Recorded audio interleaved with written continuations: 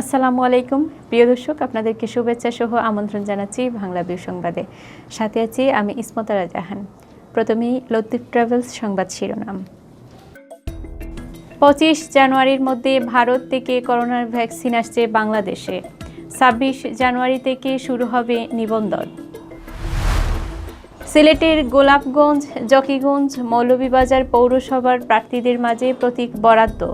প্রতীক পেয়েই ভোটারদের কাছে ছুটছেন প্রার্থীরা। যুক্তরাজ্য থেকে দেশে ফিরছেন আরও 60 যাত্রী। কোয়ারেন্টাইনের জন্য বিমানবন্দর থেকে পাঠানো হয়েছে হোটেলে। দ্রব্যমূল্যের ঊর্ধ্বগতির প্রতিবাদ ও প্রধান নির্বাচন কমিশনারের পদত্যাগের দাবিতে সিলেটে মানববন্ধন করেছে বিএনপি। করোনায় দেশে আরও 22 জনের মৃত্যু।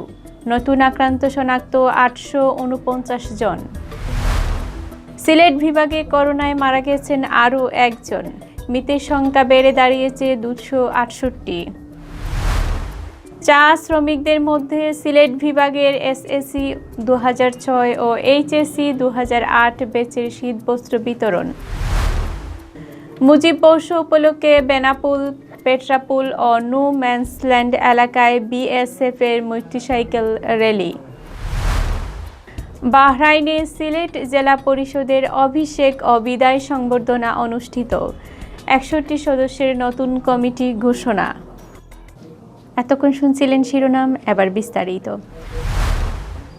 ভারতের সিরাম ইনস্টিটিউট উৎপাদিত করোনা ভাইরাসের ভ্যাকসিন আগামী 21 থেকে 25 জানুয়ারির মধ্যে দেশে আসবে। এই 2 দিন পর বেক্সিমকো ফার্মাসিউটিক্যালসের ওয়ার হাউস থেকে তা বিভিন্ন জেলায় পাঠানো হবে। প্রথম ধাপে ভ্যাকসিন পাবেন দেশের 50 লাখ মানুষ। সোমবার বিকেলে স্বাস্থ্য অধিদপ্তরের সম্মেলন কক্ষে করোনার ভ্যাকসিন বিষয়ে এক ব্রিফিংয়ে অধিদপ্তরের মহাপরিচালক অধ্যাপক ডাক্তার আবুল বশার মোহাম্মদ খুরশিদ আলম এ তথ্য জানান। বিশ্ব স্বাস্থ্য সংস্থার সায়েন্টিফিক অ্যাডভাইজরি গ্রুপের নির্দেশনা অনুসারে প্রথম মাসে অগ্রাধিকার ভিত্তিতে যারা ভ্যাকসিন পাবেন তাদের তালিকা তৈরি করেছেন দেশের বিশেষজ্ঞরা। ভ্যাকসিন পাওয়ার ক্ষেত্রে সরকারের অগ্রাধিকার তালিকায় রয়েছেন সম্মুখ সারির যোদ্ধারা। এছাড়া প্রথম দফায় ভ্যাকসিন পেতে বিভিন্ন খাতের ব্যক্তিদের তালিকাভুক্ত করা হয়েছে। ব্রিফিংয়ে বলা হয়, ভ্যাকসিন পাওয়ার ক্ষেত্রে সরকারের অগ্রাধিকার তালিকার বাইরে সাধারণ মানুষকে নিবন্ধন করতে হবে। ভ্যাকসিনের জন্য নিবন্ধন আগামী 26 জানুয়ারি থেকে শুরু হবে। এই নিবন্ধন করা যাবে অনলাইনেও, তবে অনলাইনটি এখনও সম্পূর্ণ হয়নি। জেলা উপজেলায় ভ্যাকসিন সেন্টারেও এই নিবন্ধন করা হবে, তবে অনলাইনটি এখনও সম্পূর্ণ হয়নি। জেলা উপজেলায় ভ্যাকসিন সেন্টারেও এই নিবন্ধন করা যাবে। নিবন্ধনের জন্য প্রয়োজন হবে জাতীয় পরিচয়পত্র। তাছাড়া নিবন্ধন প্রক্রিয়া সম্ভব নয়, কারণ জাতীয় পরিচয়পত্র ভ্যাকসিন গ্রহণকারীর বয়স যাচাই করা হবে। একই সঙ্গে ভ্যাকসিন নেওয়ার পর সনদ দেওয়া হবে।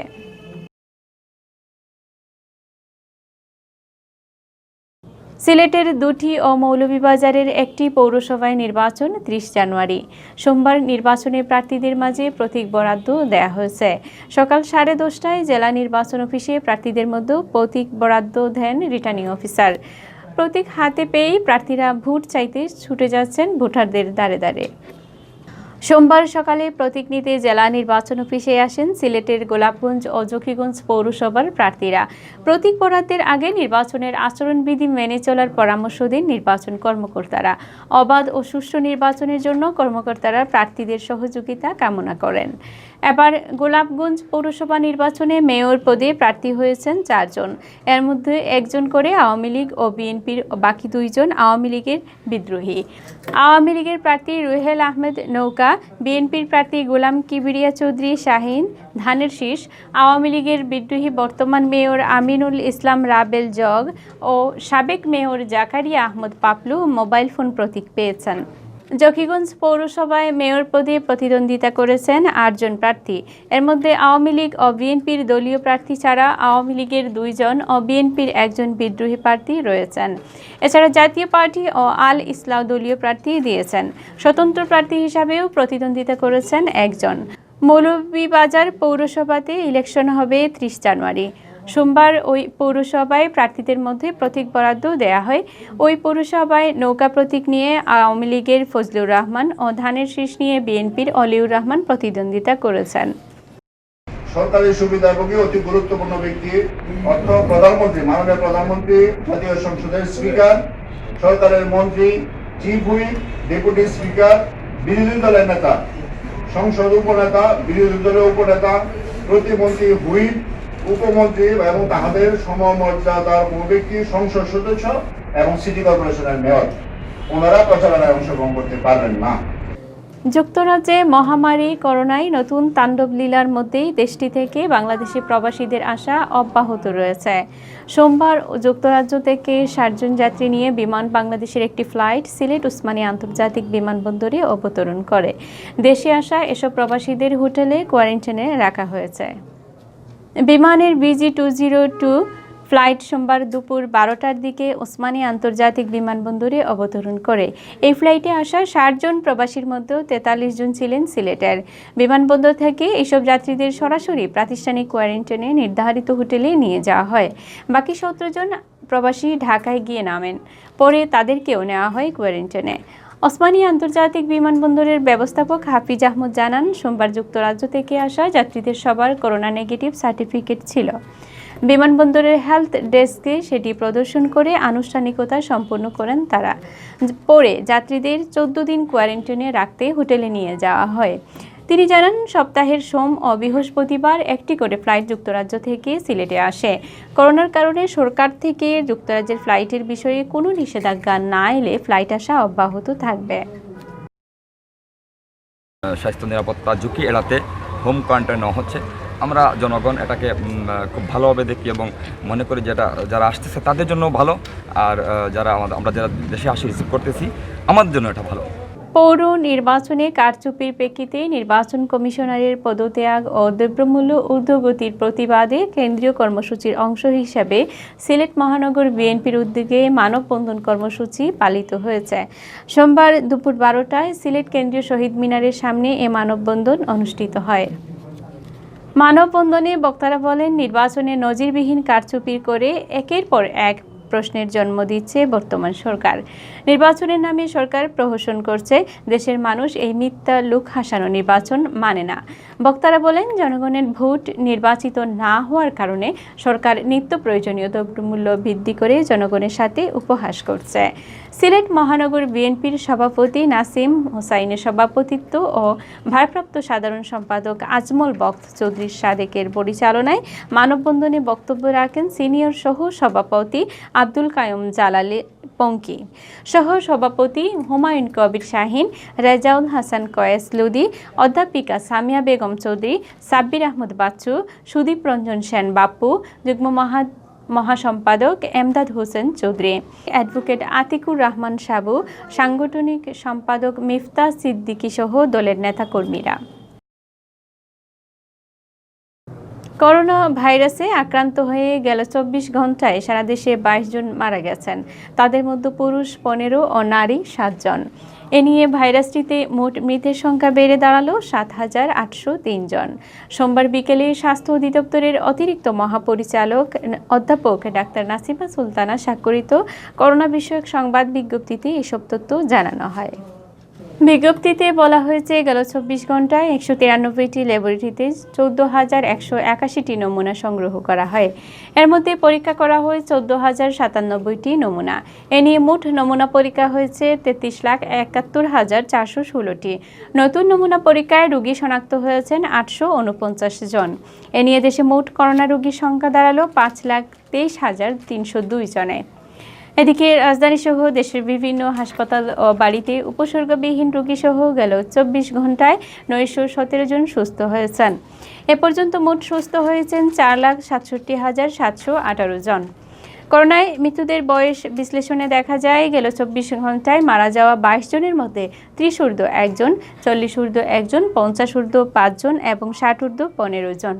গত 8 মার্চ দেশে প্রথম করোনা ভাইরাসে আক্রান্ত রোগী শনাক্ত হয়। এর 10 দিনের মাথায় 18 মার্চ প্রথম করোনা রোগীর মৃত্যু হয়। সিলেট বিভাগে সোমবার করোনা ভাইরাসে একজনের মৃত্যু হয়েছে।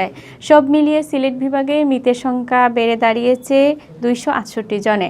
এর মধ্যে সিলেট জেলায় মারা গেছেন 204 জন, সুনামগঞ্জে 26 জন, হবিগঞ্জে 16 জন ও মৌলভীবাজারে 22 জন। সোমবার সকালে সিলেট বিভাগীয় স্বাস্থ্য অধিদপ্তরের পরিচালক রাজিয়া সুলতানা স্বাক্ষরিত এক প্রতিবেদনে এ তথ্য জানানো হয়। এদিকে সিলেট বিভাগে গেল 24 ঘন্টায় করোনা রোগী শনাক্ত হয়েছেন 9 জন। এর মধ্যে সিলেটের 7 জন ও মৌলভীবাজারের 1 জন। এছাড়া ওসমানী মেডিকেল কলেজ হাসপাতালে চিকিৎসাধীন আরও একজনের শরীরে করোনা ভাইরাস শনাক্ত হয়েছে।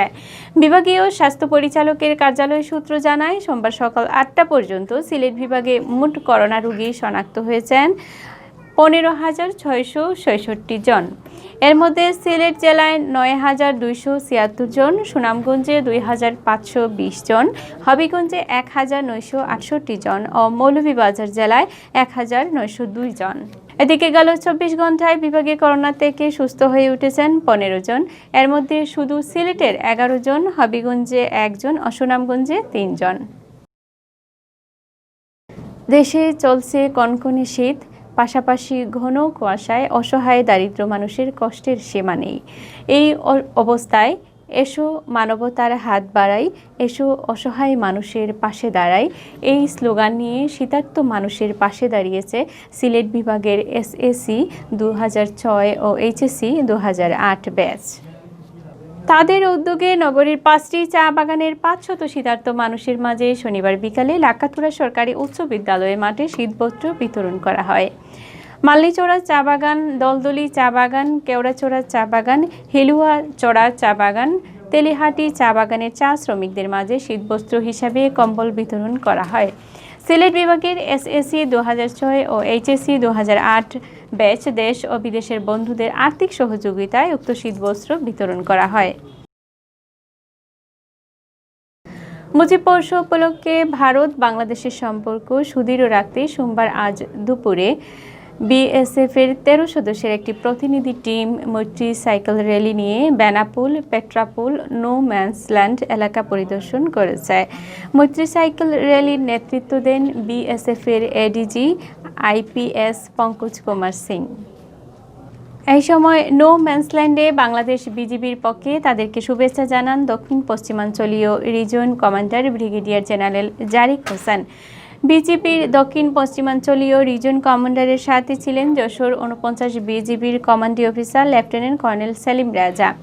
ভারতের পেট্রাপুল ও চেকপোস্ট বিএসএফ ক্যাম্পে গার্ড অফ অনার প্রদান করা হয়। পরে নো ম্যান্সল্যান্ডে মুজিব বর্ষ ও বঙ্গবন্ধু শেখ মুজিবুর রহমানের জীবনী নিয়ে আলোচনা অনুষ্ঠান অনুষ্ঠিত হয়। বিএসএফের মৈত্রী সাইকেল র্যালিটি 7 জানুয়ারি শুরু হয়। কলকাতা থেকে মিজোরাম পর্যন্ত 496 কিলোমিটার সীমান্ত এলাকা পরিদর্শন করবে। বিএসএফের এডিজি আইপিএস পঙ্কজ কুমার সিং বলেন, বাংলাদেশের স্বাধীনতা সংগ্রামে শেখ মুজিবের ভূমিকা ভুলে যাওয়ার নয়। বঙ্গবন্ধু শেখ মুজিবুর রহমান ও মুজিব বর্ষকে স্মরণ করতেই সাইকেল র্যালি সহ নানা আয়োজন করা হয়েছে। बीएसएफ और बीजीबी के एक फ्रेंडशिप को आगे बढ़ाते हुए और इंडिया बांग्लादेश की फ्रेंडशिप को आगे बढ़ाते हुए और उसको और मजबूत करने का है। This is the 100th birth anniversary of Bangabandhu Sheikh Mujibur Rahman and we have tied up with that and this rally which started on the 10th of January will finish on the 17th of March. আমাদের এই যে প্রোগ্রামটা আছে এই প্রোগ্রামের বাইরেও কিন্তু আমাদের আরও অনেক কার্যক্রম চলে যেগুলো আমরা যৌথভাবে করি। আমরা যৌথভাবে টহল কার্যক্রম পরিচালনা করি, যৌথভাবে আমাদের আরও অনেক যেগুলো পারস্পরিক সম্পর্কের ভিত্তিকে আরও সুদৃঢ় করবে সেই সমস্ত কার্যক্রম আমরা দুই বাহিনীর মধ্যে করি, যেটা আমাদের সম্প্রীতিকে আরও অনেক শক্তিশালী করবে। বাহরাইনে সিলেট জেলা পরিষদের অভিষেক ও বিদায় সংবর্ধনা অনুষ্ঠিত হয়েছে। রোববার দেশের হেমালয় স্থানীয় একটি হলরুমে সংগঠনের সভাপতি শামসুল হকের সভাপতিত্বে এবং সাধারণ সম্পাদক আব্দুল নূর কামাল ও সাজ্জাদ জাকারিয়ার যৌথ পরিচালনায় অনুষ্ঠানে প্রধান অতিথি ছিলেন বাংলাদেশের সমাজের ভারপ্রাপ্ত সভাপতি মঞ্জুর আহমদ। অনুষ্ঠানে প্রধান বক্তা ছিলেন জালালাবাদ অ্যাসোসিয়েশনের সভাপতি কয়েস আহমদ।